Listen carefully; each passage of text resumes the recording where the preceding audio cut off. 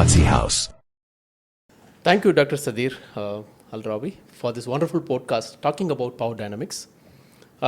Let's start with your G-Wagon, Mercedes, that not only just identifying as a status, but is a powerful engine as well. So I know that you love G-Wagon. So how is the long drive? Would you like to just share about your experience of driving G-Wagon? Then we'll get into the topic. But you already have a G-Wagon before. Oh, yeah. Yeah, but I want to see the other side, how people Yes. So see. really, the G-Wagon, it is the first G-Wagon I really drove. I was in Iraq in 1987. Wow. When was the first G-Wagon introduced to the market, even before UAE. The G-Wagon belonged to the Shah of Iran. Mm-hmm. And it was brought there for the military. And later on, he loved it, and he got really a series of G-Wagon for himself. So Iraq got the first G-Wagon in 1987, 88. I remember that time when no one drove G-Wagon at that time. Mm-hmm. Later on, Sheikh Mohammed bin Rashid, he loved it, and he became symbol of Sheikh in this country. Yeah. So Sheikh Mohammed and his followers, all of them, and drove that car. Mm-hmm. Now later on become G-Wagon. It is a symbol of power. Absolutely. And the power is that people drove G-Wagon, they are high class. Mm-hmm. But that doesn't mean that G-Wagon is a symbol of power by strong personality. Okay, very interesting question. Yes. What is the fastest, drive you had? Like how fast you've been driving? More than 200. 200, yeah, 200. More than 200. Yeah, but I love G-Wagon because I can drop it in the desert. Yeah. When I put the gas, the pressure in the tires lower. Yeah, you can. And I can drop it in the far away. And it is, remember the days that the Dubai have been flooded? The G-Wagon is the only car that drove it without any effect. That's so nice. Okay, very interesting because we share so the same. That's the G-Wagon. Yeah. Our topic is power. Power. And this is the power. Absolutely. You drive that power, right? Drive the power. I got the G-Wagon in 2014, 15. Yeah. And I'm now in the process of changing to the new one. Okay. I loved it because I don't want to change it. It was one of the assistant of Sheikh Mohammed who sold it to me that time. Okay. And now I kept it because I didn't drive it much. I kept it only for me and my son. Wonderful. That's so nice. And moving to the professional life. Yes. So you selected medical as a profession. Yes. And oncology. Again, onco-surgeon. Yeah. So we could able to get into a niche segment where the world is crazy about all these diseases and stuff like so. Where you're coming not only just a healthcare service provider or a surgeon, but you're addressing some community issues, right? That's how I could able to see that. On a bigger picture, yes, there is a business, there is a community service, but in between there is a power, right, struggle or power issues. People anyone who is in the business or in the professional life or the career, during their career they could able to see their issues on the power related, maybe sometime good and bad. So when the power struggle you faced in your life, because you not only lived in Dubai, you lived in other countries as well, origin from Iraq, and you've been to US, European countries, Asian countries, so probably touching upon different communities and cultural differences. So where you feel the starting point of power you felt as an issue? The first power is when we are trying to choose your career. That's a very important part. Mm-hmm. Why you become a surgical oncologist. That is strong decision making, and it's not directive. It is mind determined. Mm-hmm. Why you become a surgical oncologist, why you become a general surgeon. So in order to go to that level, it needs power and strength to go to that decision. We went through levels in life while the dermatology is making more money than the surgeon, while the cosmetics more than money than a surgeon, surgical oncology. But that doesn't mean anything. That's just, it's a hype and going down. We are in the process of building career and charisma and equality. And at the same time, we try to help people. doing dermatology or cosmetics, it's a cosmetic help, but it's not a real help. That is the power. Okay. So now going back to the countries, I started from Iraq, went to England, went to America, and after that went to Middle East, to the United Arab Emirates, in Abu Dhabi, Dubai, Abu Dhabi, back to Dubai, and now all over, and now back to Iraq, in addition to the Middle East, plus I have a clinic in the United States. So that's by itself building power, building personality, decision-making, helping people. Wonderful. And I could able to see the track, like probably for different different countries, and maybe you're seeing in your career. I have a quick question about how you feel about managing the power in different management styles. Probably you might be worked in Iraq, and you will have worked in UAE, and maybe in UK, like London, you said that. So how the personality is affecting, professional like you, because managing a factory is different. Managing, other businesses could be easy, but managing doctors, especially the higher professionals like surgeons, could be a struggle unless until they don't have that capabilities. The top management, maybe the business that's owners. That's a great question. So how do you feel about the differences and the struggles, they have it when Leadership they manage? and power management different from one country to another, depend on the culture and the expectation of that culture. Like you go back to Iraq, they are easy people, but they are difficult to handle. You go to England, they are not easy, but easier to handle. While go to the America, they are very tough, but when the system run, it's very easy to handle. You go back to Middle East, whether Iraq or United Arab Emirates, it's a mixed between ease and handle. So, because each place has its own pros and cons. So the strong leader with the power and the vision, he should accept everything and handle it in a proper way. And don't go in a fight. Let the stream go on and you run with it. And by that time, you face it and you direct yourself with what you can do and what you cannot do. Until you feel that what are you doing wrong or get threatened, this time you take a stop and you think about, is it right to continue or not to continue? Okay, so now you're touching upon the red flags. So as a senior professional, so maybe I'm talking about the surgeons who is like, following your path, like the junior surgeons, want to, climb the ladder over a period of time and become a senior consultant and, serve a bigger community. So what are the red flags in the healthcare professional where you feel like maybe from the top management or maybe the peer group, right, the medical fraternity, or even the management, right, maybe the directors and CEOs of the companies, you like to add a lot of value to the system, clinical outcomes, and maybe the better revenue to the business as well. But there are certain time where you could able to see there are red flags. It is not your thought process and the management or the peer group might not sync very well, right? There is there's a disparity, or maybe there's a differences. So how the red flags are identified, number one. So how do you see that? Is there a bit of difference you see there on the day-to-day activities or over a period of time, short-term, long-term, and how to address it? Because that's a big challenge, because sometimes we understand the red flags, but we address in a wrong way. So, it ended up in a mess. So based on your experience and different cultural background, how do you see the red flags and how to address it? So let's go back here. First of all, you don't see red flags immediately. Red flags depend from one culture to another. It might be red in this culture, but it might be gray in the other culture, or it might be white in the different culture. So, coming to a system, you should be accustomed to the system to know which is a real red flag versus not red flag.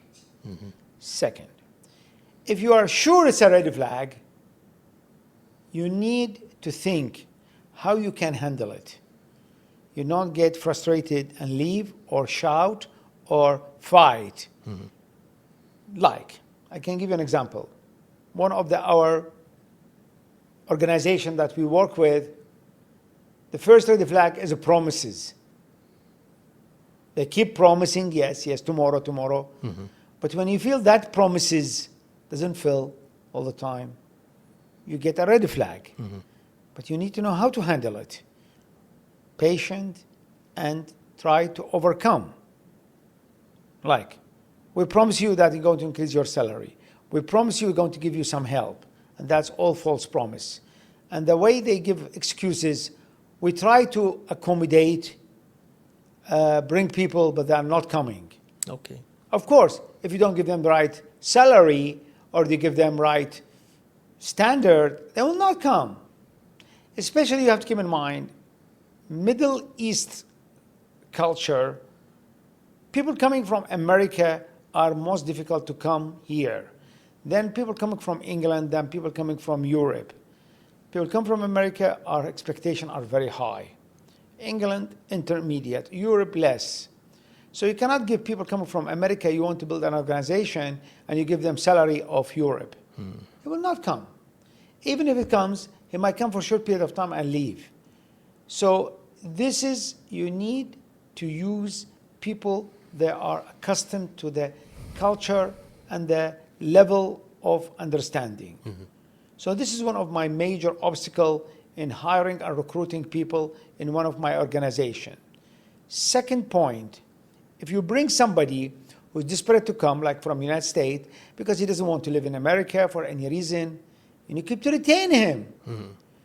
First of all, retain him by himself by salary, retain him by accommodate the family, and you retain him by accommodate the requirement of the medical insurance, malpractice, and also the schools for the kids and the tickets. The more we are here, the more this UAE become like New York. People like to come. More organization, legislation has happened. Levels of qualifications. So these are good because they will differentiate between higher class, that's what we have, tier 1 consultant versus non-tier consultant, tier 2 or tier 3 or specialist. That's standard. In America, we don't have that. Either you're American board or you're not American board. So you're not allowed to work unless you're American board. Not at all. You can go and sit in residency program or something, but if you are not American board, you are not allowed to practice. Here is different. You can practice with a qualification from Iraq, qualification from any country, but I have to pass the exam. So these things, we are here, you need to know, respect the wishes of the country, metropolitan of the country, and the different genders. Although in America it's different gender, but at the same time, qualification carries you, differentiate between people kind of practice versus not practice. Great. So with this continuation, probably you said about, very precisely, there's a promise and under-delivered, right? Or not able to fulfill the promise, that's a kind of a red flag. Yes, people coming from different countries to UAE and, maybe the Middle East and love to practice and serve this country. From running a business side, maybe when you touch about this management or the business owners or the board of directors, so obviously they try to attract star doctors. That's the key thing, because end of the day, it should make sense to the business to, manage the P&L as well. Keeping that in mind, we attract the doctors. Then obviously there is a thing which we negotiate. I mean, that's what, sometimes it is like over-promised to take the doctor on board. Then, it's not been fulfilled, or they see the synergies are not met. Then it's not been able to, it's not able to deliver to the doctor. So doctors are like, sometimes they get frustrated. How this will be a junior doctor coming to this region, how to address this issue? Because this is an issue. So day one, we see that we tell to the board, to the management, that don't promise too much. Whatever the realistic is going to happen, tell to me. Is it a way to negotiate, or we just wait and see how is it going to happen? Doesn't work. Okay. If you don't promise, nobody will come. If you overpromise, people feel that you are really undermine them, or you are lie to them. So the point here, with the time, like in America or England, There is legislation coming every now and then, salary amount, time, vacations, and other things.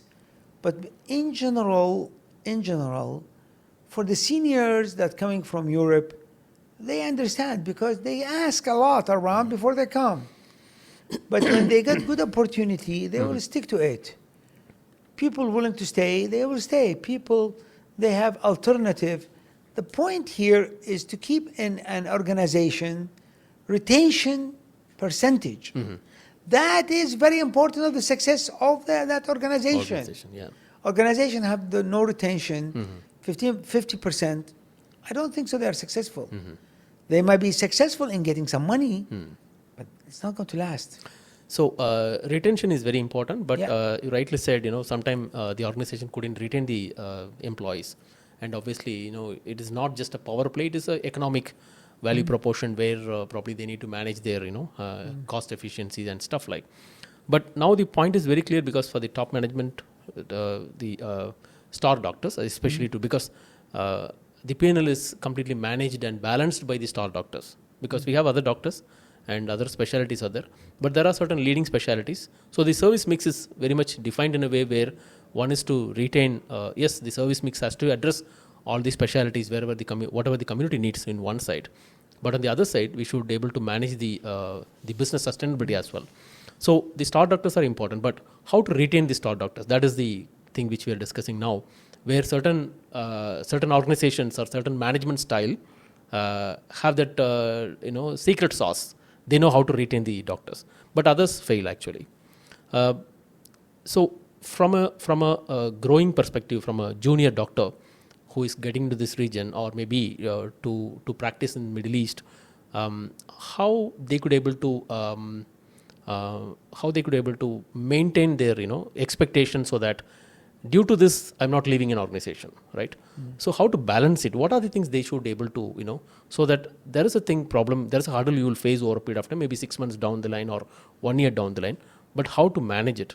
And do we get we get a red flag, obviously we understand that also not happening the day one, so I take a decision day one, then I move to the other organization, but it's not going to happen now we are in the mid of the time, like maybe 1 year 2 years down the line, and I get that red flag. So how to tactically address it? Because two options I have. One is to leave the organization. That's not going to solve the issue. And how diplomatically handle it so that I could able to understand the culture very well and I could able to put the things better way so that I move forward in this thing. But as a junior, I may left with less options. As a senior doctor, probably the star doctors could able to have multiple options. And they could able to open revenue channels on different so they could able to move forward quickly. But juniors may not have that kind of a privilege. So what kind of a secret sauce we could able to provide to them? So here is different from America. America, we faced that if you want to move from one state to another, you have to organize state license, and it might take 6 months to get a license. Here, I know it's still like licensing in different places, but I think they make it unified license so that people can transfer, especially between Dubai hospitals. And the idea how to retain juniors, keep them engaged, build the trust, promote them. These are the three things very important. Okay, I'm seeing from the other side how the junior can handle the situation. There is a over-promised management I'm going to face. So how to get the things done what I want, or how to manage the situation so that they are also not get offended and I'm also not leaving the organization. You see the point here. Yes. The more stability the organization is, that the main key sticks in the holder of that organization stay. If they keep changing, the stability will be undermined. That is very common problem. Because every seniority come, they promise when they go, that promise is gone. So when they ask about the juniors or the seniors, when they ask about what had been promised, they said, it's not us, the administration before us. So that is one of the major hurdle in the organization. You see, here we found it is a little bit less stable because Organization leaders, they change so frequent. Not like in the United States. When they get a CEO, he stay there for 6, 7 years or 10 years. Here, the CEO might stay 1 or 2 or 3 years and change. Let's go back, the C-level. CEO, CMO, Chief Operating, Chief Financial, Chief Administration. That is the key of the stability of the organization. Look to these people. If they change too much, that organization is unstable. Okay. So now you rightly said, probably it is not from my side, maybe on an organization, bigger picture, not from a single person who overpromised me and taken me on board. Maybe the system itself, maybe. See, there are people, they are in front of you, they give you the promise. But in reality, the promise comes from the C-level. System, yeah. From the C-level. Yeah. So we will promote you. We will open a clinic for you there. We will give you increased salaries. You become a leader. Although in America, we found it that it's easier, but you have to keep in mind, American system is more mature. Rightly said, doctor. Probably the top management is promising. These are the promises given to the star doctors. But eventually, this interesting question, like, it should be documented somewhere. So it's easy to refer or quote. This has been mentioned, not just verbal. It is an offer letter or something has been written over there. So why this has not been quoted or referred when there's a things are happening in a negative way? Even if it's mentioned, it's not going to be law. It's a promise, and they cannot follow it. And thank you. If you want to stay, stay. If you want to leave, leave. Keep in mind, the longer you are staying in an organization, sometimes the more mistakes happen. And that's my dump you down, not to become so ambitious. Except the strong leaders, they don't care about small, tiny mistake. They look for the bigger picture. So in general, working together with the organization is the most important. But at the same time, trustful organization is the most important success of all that organization, including subordinate and the leadership. Leadership, you said. I have a quick question because there are too many things talking about the territorial leadership, right? Yeah. People sometimes they have that kind of identity and they want to retain the identity, and maybe I build an identity over a period of time, and I don't want to collapse during the daytime. So I fill my people who is like-minded or who supports my thought process, and they are always surrounded me. So I don't encourage much outside people interacting, which is controversial for us or for the conversation. So I create a territorial boundary, and I fill with my positive vibe people. So as a junior, like maybe a healthcare professional, getting into the system and trying to reach one of the top management, and in this if there's a territorial system, so I understand it has its own good and bad, but like somebody from the the lower power segment, or maybe the mid power, or maybe the peer group, who want to get into that territorial what do you call the platform. So there is a struggle actually. So I don't know whether you have faced anything like that. If you have something, please share. And what is the suggestion you could able to share to the juniors? Here's the scenario.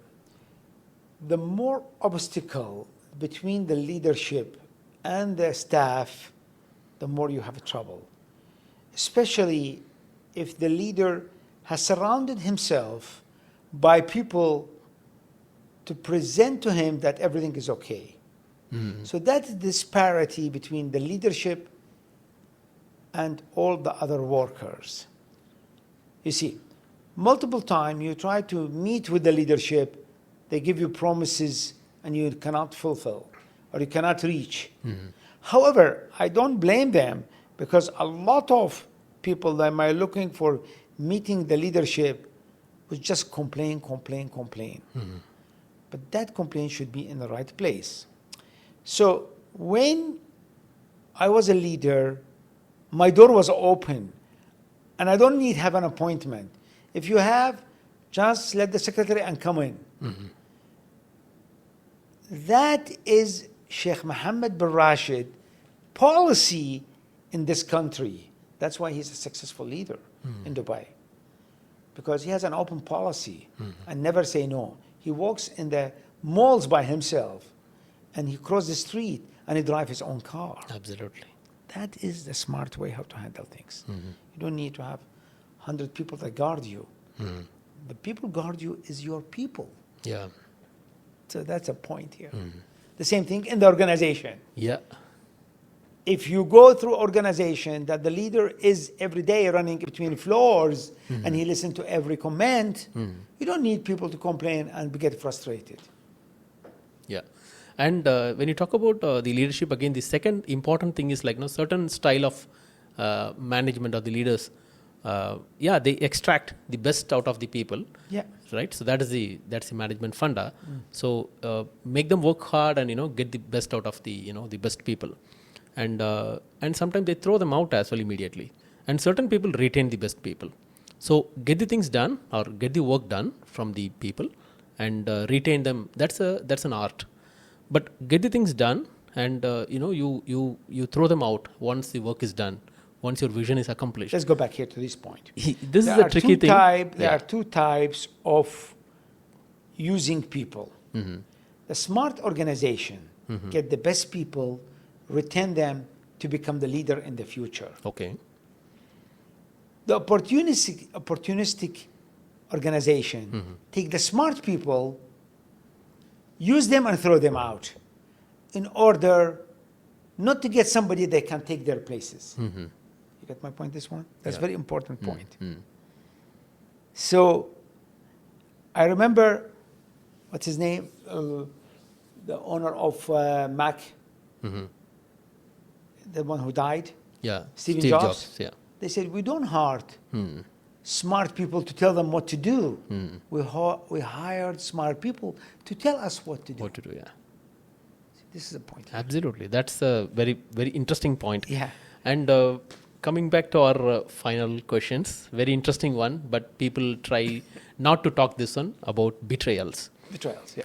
Betrayals is like inevitable in the organizations. It is available everywhere.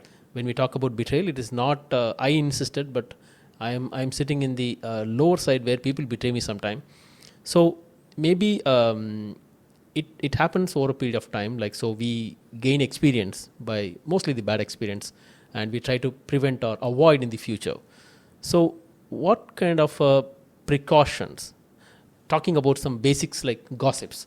I don't want to get into gossips, so my bad mouth, like in the sense I'm talking somebody bad, so it doesn't go to, See, let's go back here to some point. Yeah.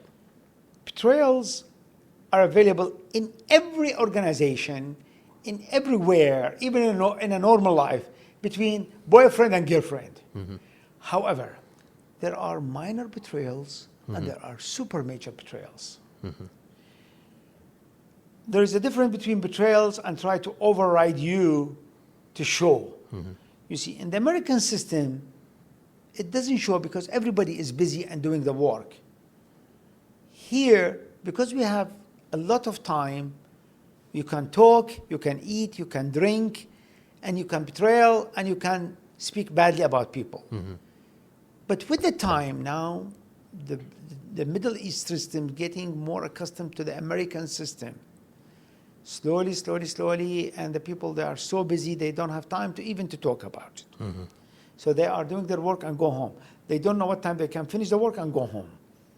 That's like an American system. We start at 6 o'clock in the morning, we finish at 10 o'clock at night. You don't have time to betrayal, you don't have time to gossip, you don't have even time to eat. Because they are focused on their work and the progress. Yes. And very interesting, doctor. Yeah. Because in the top management level, probably on the senior level of healthcare professionals, sometimes, you get into a department or, you build your system with some partnership with the senior professionals. Sometimes, there we don't have that kind of continuity over a period of time. And then the betrayal starts, right? Then who is going to be, continue, who is going to leave. So that kind of a system, sometimes it happens. Why you don't want to leave if you are really expanding to the organization? The organization that's successful, we don't want somebody to leave if we are expanding. unless the organization is not that very successful. Okay. Or that person is a troublemaker and a lot of bad effect on him, in this case to leave. But hiring people just to suck their blood at a certain time and throw them out, that's a parasitism. Yep. It can happen in the American system. It can happen here also. But you need to look in the big picture of that organization. How trustful that organization, what they're looking from you, and what their expectation. And that can happen everywhere. Like they brought somebody, a surgeon, that they thought that he is a super surgeon, and later on they found that he is not a super surgeon. We have two things. Here, they will talk to him, either to cut his salary or they change him to community-based doctor. So that's a very common issue, that which is a reality. But just to bring somebody and to give him something and then to use him for a certain period and then to kick him out, can happen. But it doesn't serve that reputation of that organization. It might hurt it. Yes. Because this is very close community. Everyone will tell everyone from what's happening in that community. So I think the successful organization need to be very careful what their strategy, and to be frank with their strategy with the employee, and to give them proper promising, promote them, support them, go to next level. Anyone who wants to leave for any reason, support them to leave. Absolutely. Not one organization, they fired 80 doctors in 1 week. What does that mean to you? It's restructuring. How did you do restructuring overnight? So there's something wrong in the structure. Got it. Okay, doctor, thank you so much, and it's amazing discussions and a lot to learn from you and the younger generations. We can will have be more about the discussions. power Yes. and use of the power and a proper use of the power. Brilliant. In the structural development, promotion, for a and sustainable organization development. Definitely. Yeah? Brilliant. Thank you so much and have a wonderful time, doctor. Thank you so much. It's a pleasure talking to you. Thank you, doctor.